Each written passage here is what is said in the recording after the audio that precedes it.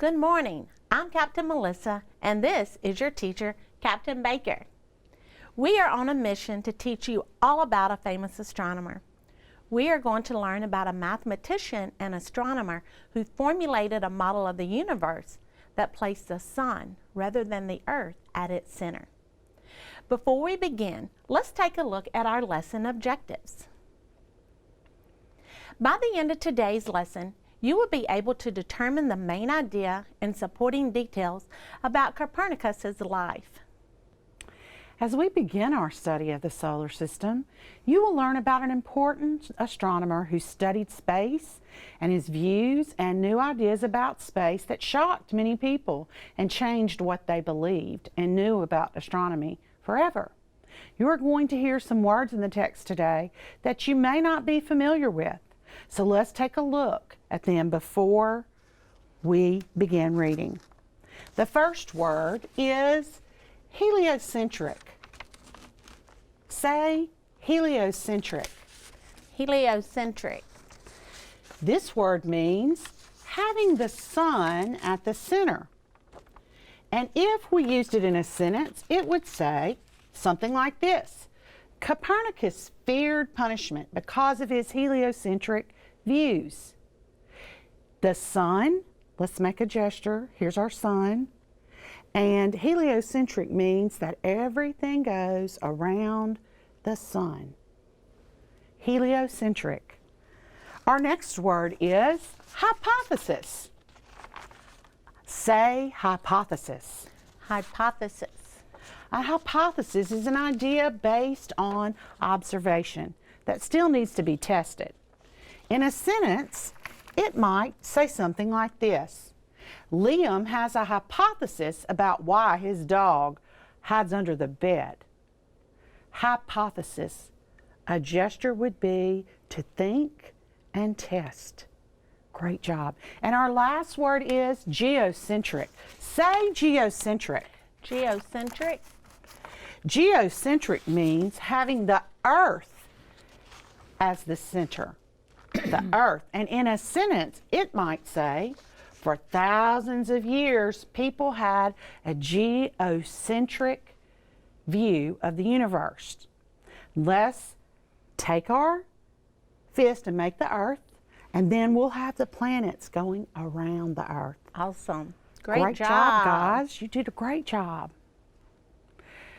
When Nicholaus Copernicus was alive, everyone had a very strange idea of how the universe was arranged. As we read together, I want you to listen closely to find out how people used to think about the universe and how it was arranged and how they responded to new ideas. I also want you to look for the vocabulary words that we just thought about and maybe make the gestures when you hear it. Are you ready for blast off? Here we go. How would you like to present the world with a new idea about how something works? What if, besides being new, your idea was so different from the ideas that people had believed for so long that people were opposed to even listening to your ideas? This kind of fierce opposition is exactly what a man named Nicholaus Copernicus experienced hundreds of years ago when he had a new idea about astronomy. Nicholaus Copernicus was a regular person just like you. He was born in Poland in 1473 and was raised by his uncle because both of his parents died when he was about 10 years old. Copernicus went to universities in Poland and Italy and became a clergyman and doctor. Copernicus also had the work of Aristarchus long before to add to his own studies. Science, often the work of one scientist, is built upon the work of many scientists who have come before him or her. Copernicus has studied many subjects including math, philosophy, church law, and medicine. But his favorite subject of all, and the thing that he had a big new idea about, was astronomy. As you have learned, astronomy is a study of the stars, space, and the universe. And astronomers are scientists who study these amazing phenomena. Long before Copernicus was born, the Greek philosopher Aristotle observed that the sun appeared to rise in the east and set in the west. Because Aristotle observed this diurnal motion of the sun with his own eyes, he and many others believed the earth was stationary and that the sun and all of the planets orbited around it. These observations and the strong belief in this way of looking at the universe shaped people's views for a very long time. For more than 1,000 years before Copernicus was born, most astronomers and other people believed that the universe was geocentric. In other words, scientists thought that the Earth was the center of the solar system and the universe. There's one of our words, remember, geocentric. Who remembers what our purpose for reading is? Great job. Correct. It is to find out how people used to think the universe was arranged. Now listen carefully while Captain Melissa continues to read. They believed Earth stood still and the sun and all of the planets and the moon circled around it, while the stars remained fixed in a rotating sphere that was farther away. You have learned that most people believe the geocentric theory of the universe far more than 1,000 years. Why? Because it was the best explanation anyone had come up with for why the sun and planets appeared to move the way they did. All of our observations were from Earth. Remember, people did not have all of the scientific tools back then that we have today, such as artificial satellites, spaceships, and high-powered telescopes. These tools have greatly expanded modern understanding of space through new opportunities for observation and gathering data. Think about the difference between a person standing on Earth looking around and a person in an airplane looking down on the earthbound person. The person in the airplane can see a much wider scope of Earth. Powerful telescopes have given us this new kind of perspective when we look into space. Most Greeks, including the philosopher Aristotle, believed the geocentric theory. There were a few exceptions, such as the Greek astronomer Aristarchus, who, after much study, concluded that the sun was much larger than the earth and that it was the earth that moved the sun. His new idea, called a hypothesis, there's our word again, Captain Melissa, was never accepted by ancient astronomers. But after many, many years, Aristarchus's ideas greatly influenced other astronomers in their studies. Most ancient Romans believed the geocentric theory. During this time, it was the official position of the powerful Roman Catholic Church. Most astronomers were afraid to question it or explore other hypotheses. Though there were others before Copernicus who were trying to work out alternative explanations. When Copernicus was born in 1473, almost everyone in Europe believed in this geocentric theory too.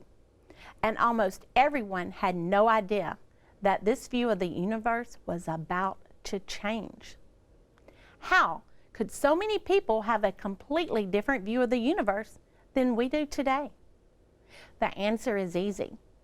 All of what we know about the way the universe works, all of science, comes from the observations and logical thinking of regular people, just like you and me. Astronomers have always used scientific theories to explain the movement of the stars and planets. Scientific theories aren't necessarily complicated or hard to understand. They are just possible explanations of how and why things happen. But remember, scientific theories aren't just guesses. They are ideas that are based upon evidence and careful observation of the world, such as observing where the stars appear in the sky every night. Sometimes, however, what we think we are seeing is not what actually is, such as the world looking flat, but actually being round. Now, what do you remember? Let's see what you remember so far about Nicholaus Copernicus. Make sure, as you answer the questions, that you use complete sentences by restating the question in your response. Who was Nicholaus Copernicus? Oh, I heard a great answer, Captain Baker. I heard that he was a Polish astronomer from the 1500s.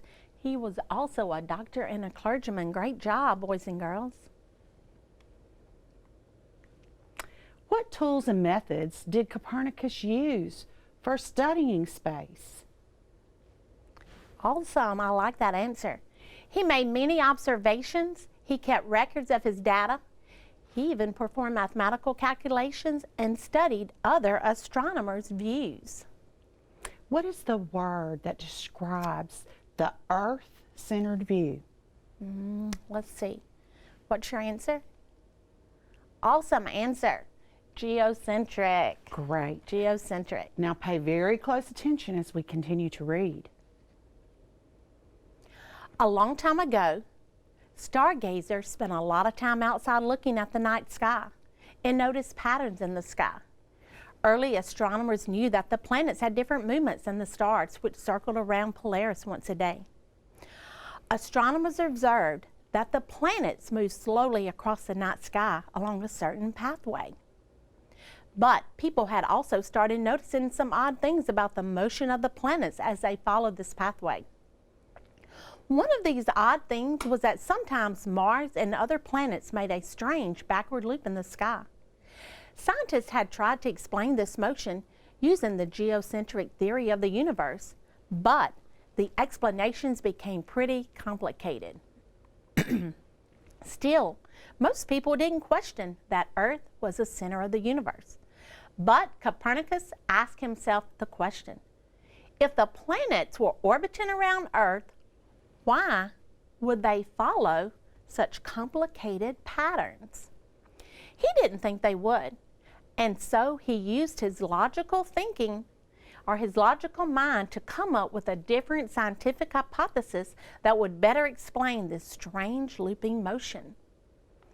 Copernicus also had the work of Aristarchus long before to add to his own studies. Science, often the work of one scientist, is built upon the work of the many scientists who have come before him or her. What was the scientific hypothesis that Copernicus decided upon? Yes, it was a heliocentric hypothesis of the universe. Does this idea sound familiar? Does to me. This was the hypothesis of Aristarchus more than 1,000 years earlier. By using mathematics to make careful calculations of the positions of the sun, planets, and other celestial bodies. Copernicus came to the same conclusion that the sun was at the center of everything. He believed that Earth orbited around the sun along with the rest of the planets. Copernicus also hypothesized that the Earth is spinning and rotates on its own axis. Of course, we know that the Earth does rotate on its own axis, and we also know that although the sun isn't the center of the universe, it is the center of our solar system. So, the heliocentric scientific hypothesis Copernicus presented in the 1600s, remember, that was built upon the scientific hypothesis Aristarchus had presented more than 1,000 years earlier, was much closer to the truth than the geocentric theory that had been held for so many years. Who recalls the purpose for reading this text? Yes, that's right. We want to know how people responded to Copernicus's new ideas. Pay close attention. Unfortunately, similar to Aristarchus, Copernicus's hypothesis was not widely accepted by people during his lifetime. For one thing, people thought that if the Earth was spinning, all the things on it would be thrown off the Earth and into space. They didn't understand that the force of gravity holds us firmly on Earth. Another part of the reason for this is that Copernicus's ideas were not published until literally the day he died. But another part of the reason that the heliocentric hypothesis was not widely accepted was that Copernicus's ideas challenged the belief held by most people that humans were at the center of the universe. This was very difficult for many to accept, so change came slowly. Still, as with the studies of Aristarchus, the studies of Copernicus greatly influenced the astronomers who came after him. including the great Italian astronomer Galileo. Galileo was inspired by the work of Copernicus and became one of the first astronomers to build and use a telescope to study space in more detail. As you heard earlier, Galileo discovered 4 of Jupiter's moons. He observed that the moons orbit Jupiter instead of Earth. His discoveries provided further evidence that Aristarchus and Copernicus were, although in the great minority, correct in the heliocentric theories. Nicholaus Copernicus had made careful observations of the stars and other celestial bodies. He recorded these observations with great attention, but it was his willingness to ask questions, even when unpopular, that led him to a clear understanding of clear answers. Each time you ask questions to help understand something better, you are following in the footsteps of the great astronomer Nicholaus Copernicus. Asking questions to get closer to the truth is what the scientific process is all about. Copernicus's questioning mind and careful observations led him to a new hypothesis about the arrangement of what we now know as a solar system. Though people were slow to accept his hypothesis, the astronomers who followed Copernicus's gathered more and more evidence so that today the heliocentric view is the accepted theory. It is important to remember that new information and evidence often change our views about the world. What do you remember so far about Nicholaus Copernicus? Why do you think people had such a hard time, difficult time believing that the Earth was spinning in space? Awesome answer.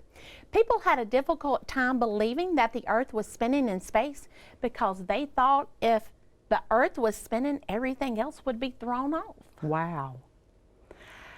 I wonder if we can think of another astronomer who worked to prove Copernicus's view that the Earth and the other planets orbited around the sun.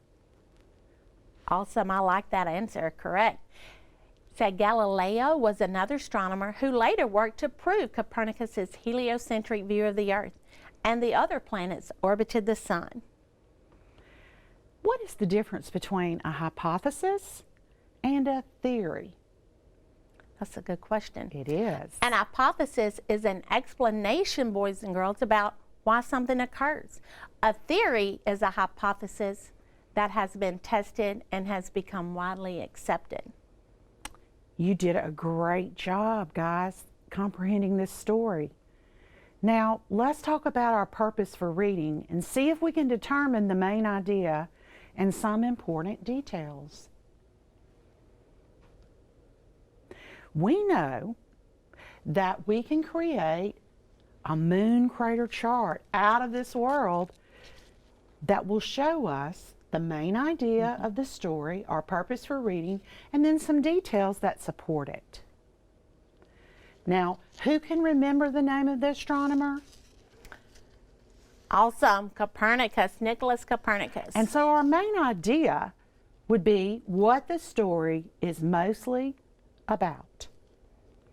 And we know that facts that are supporting details give us a better understanding of what we've read. So what do you guys think is the main idea of this story? Awesome. Nicholaus Copernicus, who he was, and what were some of his accomplishments. Excellent. Awesome. And we have that on our main idea chart right here, the life and accomplishments of Nicholaus Copernicus.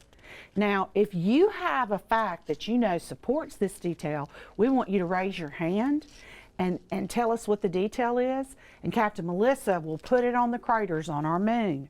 Are you ready? Okay. Awesome. The heliocentric hypothesis, Earth and planets orbited the sun. Good job.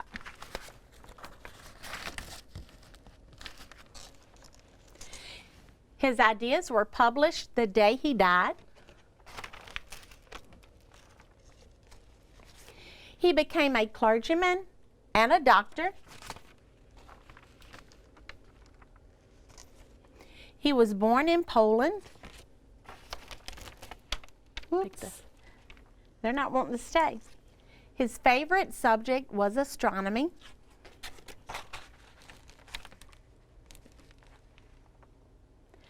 And he loved to ask questions. Great job in helping create this chart. And you could make one at home even with some more details that you remember. Just remember to look for the main idea and the details that support the main idea. And you can make a chart just like this at home. They're not wanting to stay. It's okay. They're not wanting to stay today. Now let's take a second to just quickly review. The main idea is what the overall story is mostly about. And the supporting details are facts or statements that support the main idea.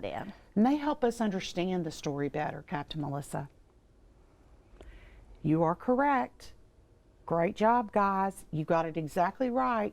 The main idea of this story was about the life and accomplishments of Nicholaus Copernicus.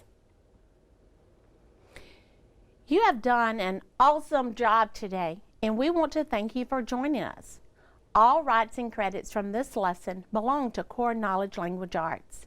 We would like to thank them for publicly sharing these materials.